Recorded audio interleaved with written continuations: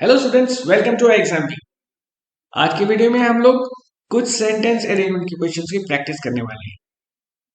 जैसा कि आप जानते हैं कि सेंटेंस अरेंजमेंट एक बहुत इंपॉर्टेंट टॉपिक है, जिसको कि हम लोग पैरा जंबल के नाम से भी जानते हैं। और ये LIC AIC के एग्जाम्स में हर बार आता है। जिन लोगों को ग्रामर से डर लगता है या वोकैब याद करने में जिनको सुस्ती आती है, उन लोगों के लिए ये क्वेश्चन बहुत स्कोरिंग होता है। और मजे की बात यह है कि आपको आरसी की तरह इसको बहुत लंबा टाइम इसको पढ़ना नहीं होता है। आप बहुत आसानी से 4 से 5 मार्क्स स्कोर कर सकते हो इन क्वेश्चन को सॉल्व करके। तो शुरुआत करते हैं पहले सेट से। जब भी आपको ये सेंटेंस अरेंजमेंट का क्वेश्चन मिलता है तो सबसे पहले आपको पूरे के पूरे सारे सेंटेंसेस को एक बार गौर से पढ़ लेना चाहिए। उसके बाद आपको ओपनर खोजने की कोशिश करनी चाहिए कि ओपनिंग सेंटेंस क्या हो सकता है। ओपनिंग सेंटेंस एक जनरल सेंटेंस होता है जो कि टॉपिक को इंट्रोड्यूस करता है। ये हो सकता है कि किसी पॉलिटिकल, सोशल या हिस्टोरिकल बात से टॉपिक को इंट्रोड्यूस करें। उसके बाद आपको बाकी सेंटेंसेस के बीच में कोई भी मैंडेटरी पेयर्स खोजने की कोशिश करनी चाहिए, जिससे कोई भी दो सेंटेंस आपस में लिंक कर सकते हैं। तो उसके लिए आप जो है कीवर्ड्स का यूज कर सकते हो, प्रोनाउंस का यूज कर सकते हैं, या कोई भी आप एक ऑर्डर देख सकते हैं, चाहे वो टाइम सीक्वेंस का हो, कॉज एंड इफेक्ट का हो, या किसी और तरह का। तो इसके लिए आपको जो है आपका बेसिक नॉलेज ग्रामर का, जैसे कि प्रोनाउंस का नॉलेज है, वो भी आपको हेल्प करता है। एक सिंपल सी बात, जैसे कि आर्टिकल्स हैं, तो आप द का इस्तेमाल किसी फेमिलियर पर्सन या थिंग के लिए किया जाता है। आप ए या एन, सबसे पहले जब किसी चीज को मेंशन किया जाता है तो हम लोग ए या एन का इस्तेमाल करते हैं। तो शुरुआत करते हैं हम प्रैक्टिस की। हम लोग एक ओपनर को ढूंढने की कोशिश करेंगे। अब देखिए, दिस ईयर्स फेस्टिवल, ये जो पहला सेंटेंस है, ये एक किसी बात को बता रहा है जो कि पहले से शुरू हो चुकी है। When the directors of the festival decided, तो कौन सा फेस्टिवल हमें पता नहीं। आफ्टर द टॉक, तो ये भी कोई बात बीच में चल रही है। Karnataka vocalist and writer TM Krishna will deliver, they will also be workshops for children and teens. तो लास्ट सेंटेंस दिख रहा है, for the second consecutive year the Hyderabad literary festival will be held virtually. ये जो है एक नई बात को इंट्रोड्यूस करता है कि एक फेस्टिवल है, क्योंकि और जगह पे लिखा हुआ फेस्टिवल, तो कौन सा festival? Hyderabad literary festival will be held virtually. तो ये हमें मिल गया ओपनर। तो ओपनर है फर्स्ट सेंटेंस। अब इसके बाद हम बाकी सेंटेंसेस को खोजने का कोशिश करेंगे और बाकी पेयर्स बना के उसको पूरा का पूरा हमें एक सीक्वेंस बनाना पड़ेगा खुद ही, क्योंकि आजकल जो है पहले क्वेश्चन पेपर्स में वो लोग आपको कॉम्बिनेशन में पूरा का पूरा दे देते थे। तो आप बिना पूरा पढ़े या बिना पूरा सेट बनाए भी आप एलिमिनेट करके आंसर ढूंढ सकते थे। लेकिन अब ये सुविधा खत्म हो गई है। कंपटीशन का लेवल थोड़ा अप हो गया है और इसका थोड़ा डिफिकल्टी लेवल हाई हो गया है। तो वो आपसे सारे क्वेश्चन इंडिविजुअली पूछते हैं और हर क्वेश्चन में सारे के सारे ऑप्शन दिए होते हैं। कि जैसे कि अगर अगर आपको क्वेश्चन मिलता है कि which of the following is the second sentence to make the paragraph, तो आपको 5 उसमें से ऑप्शन रैंडमली दिए होते हैं, लेकिन आपको कॉम्बिनेशन नहीं दिया जाता। तो इसलिए आपको खुद पूरा का पूरा सीक्वेंस बनाना जरूरी हो जाता है। तो वापस चलते हैं। हमने ओपनर ढूंढा था, अब इसके बाद क्या आ सकता है? वर्चुअली हमने हैदराबाद लिटरेरी फेस्टिवल की बात की, इसके बाद ये आ सकता है, this year's festival is dedicated to. लेकिन अगर आप गौर से देखोगे तो इसके अगले सेंटेंस में लिखा हुआ है, when the directors of the festival decided late last year to conduct it virtually. अब वर्चुअली ये दोनों सेंटेंस में मिल रहा है। अगर वर्चुअली को अगर हम बाद में रखते हैं, अगर इस सेंटेंस को हम सेकंड नंबर पे लाते हैं, तो वर्चुअली का कोई जोड़ा पेयर नहीं बचेगा, क्योंकि और कोई भी सेंटेंस वर्चुअली वर्चुअल इवेंट की बात नहीं कर रहा है। तो इसका मतलब कि ये इसके बाद आएगा सेकंड सेंटेंस। ठीक है, ये रीजन बता रहा है कि क्यों ये जो है इवेंट वर्चुअली ऑर्गेनाइज किया जा रहा है। ओके, या किया गया है। अब इसके बाद क्या आएगा? ऑब्वियसली जो इंट्रोडक्शन है वो कंटिन्यू होगा। This year's festival is dedicated to, purpose क्या है फेस्टिवल का? This year's festival is dedicated to late Ajay Gandhi. देखिए नाम है, Ajay Gandhi, founder of Manthan and one of the former directors of HLF। तो ये भी एक और चीज सीखने की है कि सबसे पहले पूरा का पूरा नाम आता है और उसके बाद जो है एक्रोनिम आता है। HLF stands for Hyderabad literary festival. ठीक है, अब क्या है कि यहाँ पे पता है कि ये डेडिकेटेड है अजय गांधी जी के लिए, तो अगला सेंटेंस कौन सा होगा? तो आप गौर से देखेंगे तो यहाँ पे लिखा होगा सी है या डी है या ई है, हमारे पास ये सेंटेंस बाकी है। Karnataka vocalist and writer TM Krishna will deliver a tribute. Tribute का मतलब होता है श्रद्धांजलि देना, जो कि डेडिकेटेड वर्ड से जुड़ा हुआ है किनको? मिस्टर गांधी को। आप देख सकते हैं पहले के पहले हम लोग जो है पूरा का पूरा नाम लेते हैं, उसके बाद पूरा नाम बताने के बाद आप केवल सरनेम से भी काम चला सकते हैं। इसका मतलब हमें मिल गया है चौथा सेंटेंस हमारे ब्लॉक का। आगे लिखा है on the opening before moving on to a talk. तो वहां पे एक टॉक होने वाला है about artistic universe, creative spaces within and without. तो ये टॉपिक है उस टॉक का। अब इसके बाद क्या आएगा? तो टॉक के बाद क्या होगा? आफ्टर द टॉक वाला आएगा। After the talk there will be literary sessions which will take up diverse topics and the delegates include Nobel laureate Abhijit Banerjee and artist Shine Olivier। तो ऑब्वियसली ये जो है बचा हुआ जो है this will be the last sentence. So guys we have come across, we have found, crack the entire code. तो ये जो है आपका सीक्वेंस है। आप देखिए किस प्रकार आपको सबसे पहले जो है you have to find the opening batsman, the opener, and then you have to find pairs of related sentences virtually and virtually. This was the reason why we chose this, and then the introduction continues, the purpose of the festival, then we have the name of this gentleman. HLF stands for Hyderabad Literary Festival, founder of this, and how this thing has been explained, how it will be dedicated. Carnatic vocalist and writer, it will be a tribute to Mr. Gandhi. So this will be the next sentence, and after this it talks about the talk element is there, then move on to the talk, and then can you see the use of the articles? We use a definite article to talk about something which the reader already knows about it or which has already been described. तो after the talk की बात होगी, और आप देख सकते हो यहाँ पे there will also be workshops, also जो होता है वो extra information देने के काम आता है। So this is the set guys, and now we will take up another set of questions of one more sentence question. Let's go to it. अब आप देखिए इस ये जो है थोड़ा डिफरेंट पैटर्न ऑफ क्वेश्चन है। नॉर्मली एग्जाम में जिस तरह के क्वेश्चन आते हैं इसमें क्या है कि कभी कभी जो हमने पहला देखा ट्रेडिशनल पैटर्न है। दूसरा पैटर्न क्या है कि कभी आपको जो है सेंटेंस का एक पार्ट, पूरा जो जम्बल्ड पैराग्राफ होता है उसमें से एक सेंटेंस का फिक्स्ड पोजीशन होता है। पर अभी जो है आज इस वीडियो में हम लोग एक ऐसा थोड़ा सा डिफरेंट पैटर्न का भी कभी कभी आ जाता है। तो इसमें क्या है कि आपको बताना है कि इन ये जो सेंटेंस आपको दिए हुए 6, इनमें से कौन सा सेंटेंस है जो कि इनसे अलग है, विच डजंट मेक, ये लिखा हुआ है out of the following given sentences find the one which doesn't make a coherent passage. Coherent का मतलब logically arrange passage after the rearrangement, and based on that arrange sequence answer the following questions.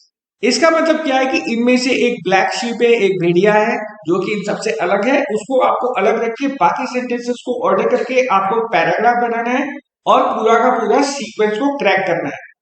तो हम लोग एक सरसरी निगाह सबसे पहले जो है the first step is always skim, and दूसरा step is look for an opener and look for mandatory links और पेयर्स।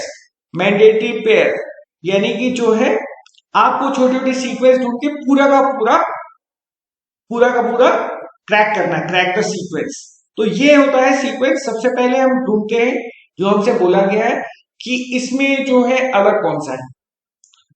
तो ये बात कर रहा है पहला sentence, continuous success to take place, government youth की कुछ बात हो रही है। यहाँ पे कुछ बात हो रही है बैंक्स की, laws, policies, legal framework, okay, participation of young people with help to realise their full potential. यहाँ पे बैंक बेसिकली सब्जेक्ट है। They need to know how to read, write, think, analyse and discuss the issues their country faces. अब हो सकता है दे youth को refer कर सकता है ना।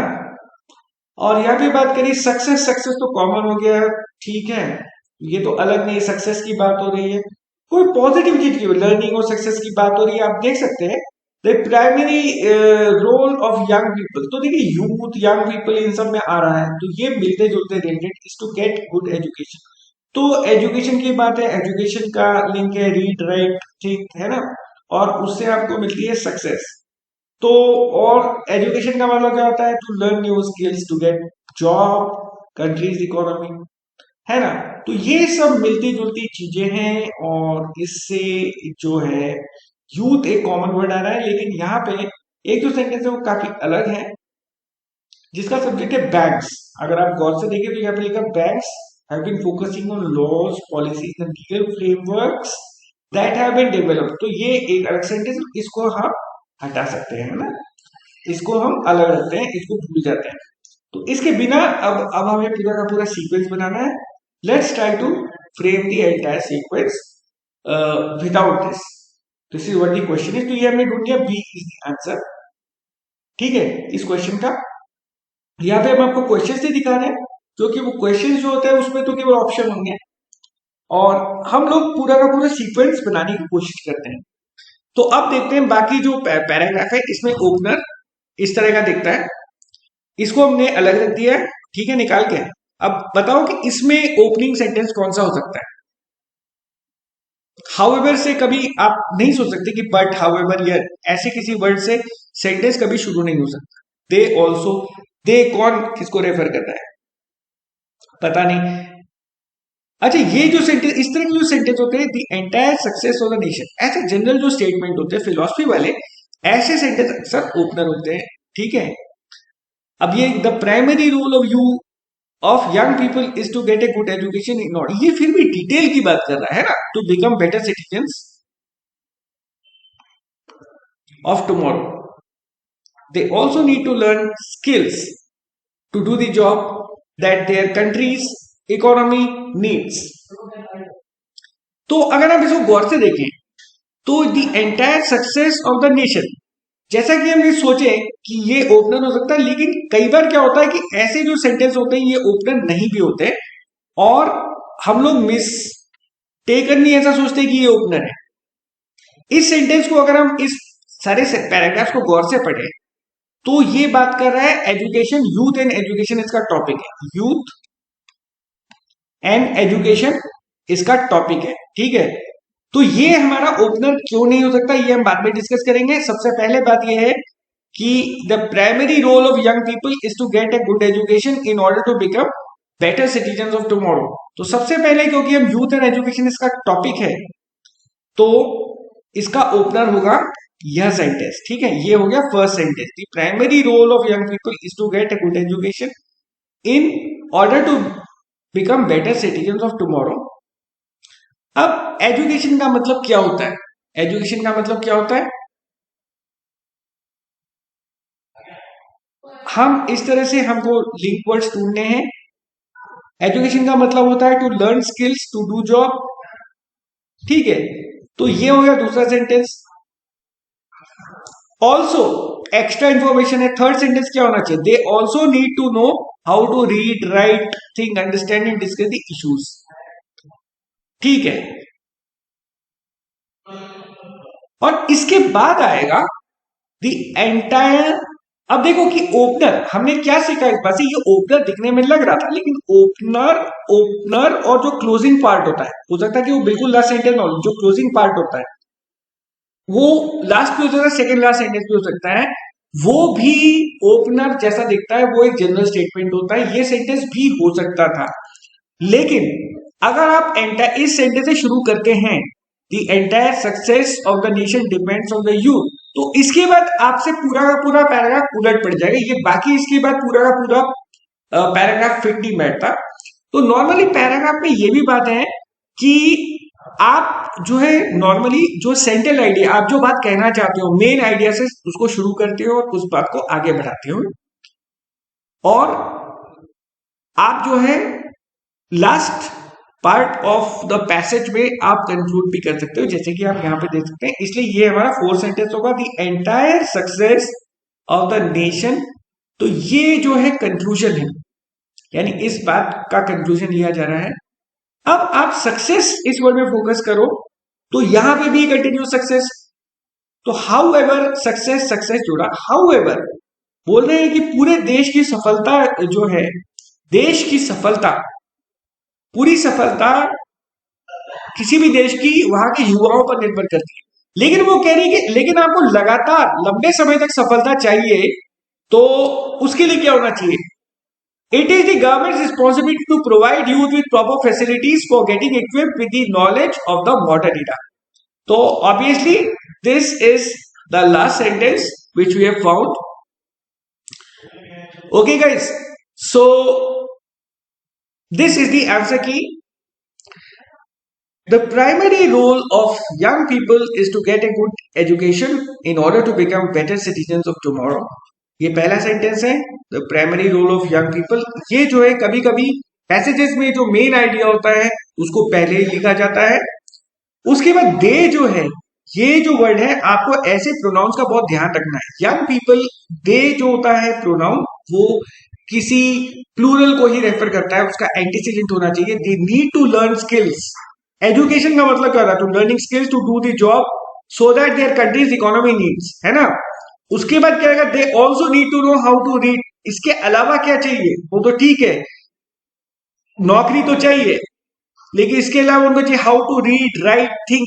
केवल पढ़ने लिखने से ऐसा नहीं कि बस आपने पढ़ना लिखना सीख लिया, रट लिए, नौकरी मिल गई।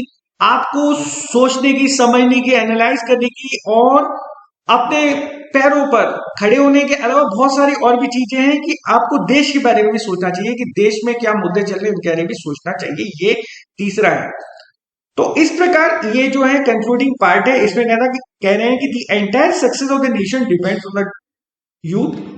हाउ एवर, ठीक है, ये बात तो सच है, लेकिन ये भी बात सच है कि अगर आपको लंबे समय तक लंबी दौड़ की रेस को जीतना है, सफलता पानी है, तो ये सरकार के लिए, ये सरकार की रिस्पॉन्सिबिलिटी है कि वो युवाओं को प्रॉपर फैसिलिटी दे कि वो नए जमाने के हिसाब से नॉलेज को हासिल कर सके। तो इस प्रकार ये आप देख रहे हो करेक्ट सीक्वेंस है।